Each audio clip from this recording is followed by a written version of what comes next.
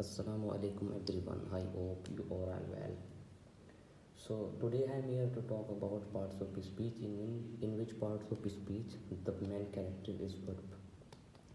सबसे पहले मैं आपका अपने इस चैनल पर खुशामदीद करता हूँ। हमारे इस नए चैनल पर आपका बहुत बहुत खुशामदीद है, हमारी तरफ से वेलकम करता हूँ मैं। सो इससे पहले हमारी कोशिश यही रहेगी कि आपको अच्छी तरीके से समझाया जाए, आपको हर चीज़ और हर चीज़ में जो होने वाली चीज़ें हैं उनको मेंशन करके आपको समझाया जाए। और मेरी ये रिक्वेस्ट है कि आप अगर हमारे चैनल पर नहीं आए हुए हैं तो हमारे चैनल को लाजमी सब्सक्राइब करिएगा, ताकि हमारी हर नई आने वाली वीडियोस आपको बआसानी से मिल सके। तो पार्ट्स ऑफ स्पीच में जो हमारा पहला पार्ट है वो है वर्ब। हम समझते हैं कि वर्ब क्या होता है। देखिए यहाँ पर वर्ब कह रहा है कि a verb is a word that express an action, event or state of being. Every complete sentence must have a verb. यानी इसमें कहा जा रहा है कि वर्ब जो है ना एक वर्ड है, सिर्फ एक वर्ड है जो जाहिर करता है एक्शन को, इवेंट को और स्टेट को। स्टेट यानी हालत को जाहिर करता है, कि कंडीशन को जाहिर करता है। अब जो वर्ब होते हैं वो बेसिकली दो टाइप्स के वर्ब होते हैं। एक हमारे पास होता है वर्ब एक्शन का, ठीक है, और दूसरा हमारे पास होता है स्टेट का। स्टेट मीन्स नॉन एक्शन, ठीक है, और जो ये एक्शन होता है इसका मतलब है एक्शन वर्ब। यानी इसमें आप कुछ कर रहे होते हैं, कुछ आपकी फ़िज़िकल एक्शन होती है। लेकिन जो स्टेट होता है, स्टेट में आपकी कोई एक्शन नहीं होती, यानी आप फिज़िकली कोई काम नहीं कर रहे होते, आप सिर्फ महसूस कर रहे होते हैं उस चीज़ को, सिर्फ अंदर अंदर ही से महसूस कर रहे होते हैं। अगर मैं एक्शन की बात करूँ तो एक्शन इस तरह होगा कि शी इज़ ईटिंग एप्पल, मतलब वो कुछ खा रही है, यानी वो कुछ एक्शन कर रही है, साथ में उसकी जो ईट हैं वो कुछ काम कर रहे हैं, यानी इसके जो दांतें हैं वो कुछ चीज़ें चबा रहे हैं, काम कर रहे हैं। अगर मैं बताऊँ शी इज़ राइटिंग, तो शी इज़ राइटिंग में जो राइटिंग है यहाँ पे शी इज़ राइटिंग,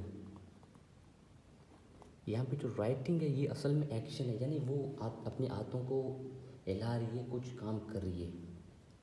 अब हम नॉन एक्शन की बात करें यहाँ पे, ठीक है, शी सीम्स हैप्पी, यानी वो खुश है। यहाँ पे जो हैप्पी है, हैप्पी में तो कोई एक्शन तो नहीं हो रहा, वो सिर्फ अंदर अंदर ही से खुश है। एक और मैं लिखता हूँ,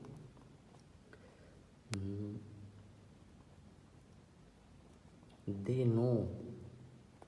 अब यहाँ पे जो वर्ब है ये एक स्टैटिक वर्ब है, यानी वो कह रहा है कि वो ये दे नो यानी वो जानते हैं।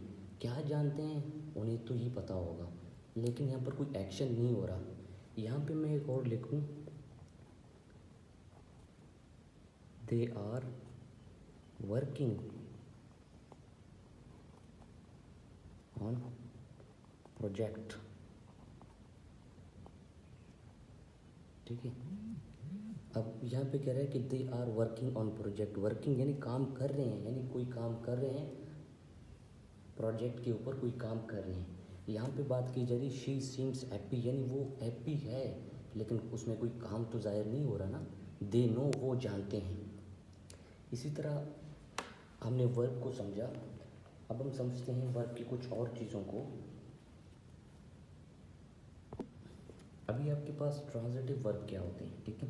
ट्रांजिटिव वर्ब में आपको हमेशा वर्ब के साथ एक ऑब्जेक्ट चाहिए होता है, यानी they need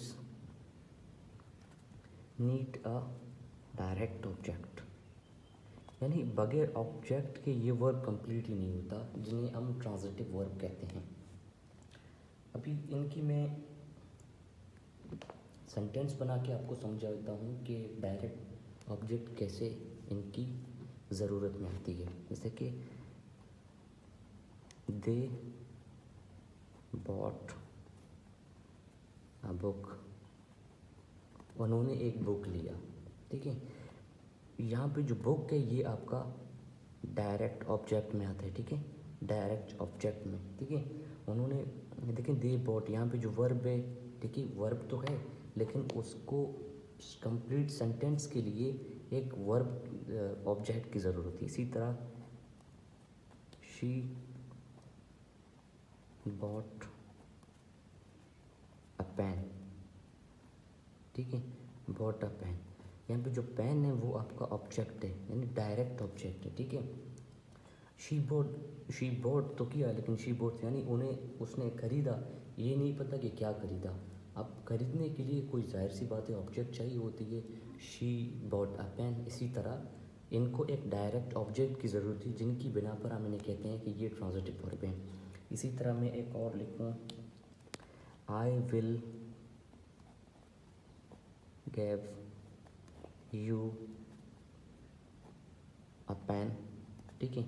I will give you, मैं आपको दूंगा, मैं आपको क्या दूंगा, जाहिर सी बात है ऑब्जेक्ट तो चाहिए होता है। इसी तरह तभी जाके ये सेंटेंस मुकम्मल होगा कि इसे एक ऑब्जेक्ट की ज़रूरत है। अब हम समझते हैं कि इंट्रांजिटिव वर्ब क्या होते हैं। यानी इंट्रांजिटिव वर्ब होते हैं does not, doesn't need a direct object, यानी वो खुद ही कंप्लीट हो जाते हैं, उनको एक ऑब्जेक्ट की ज़रूरत नहीं होती।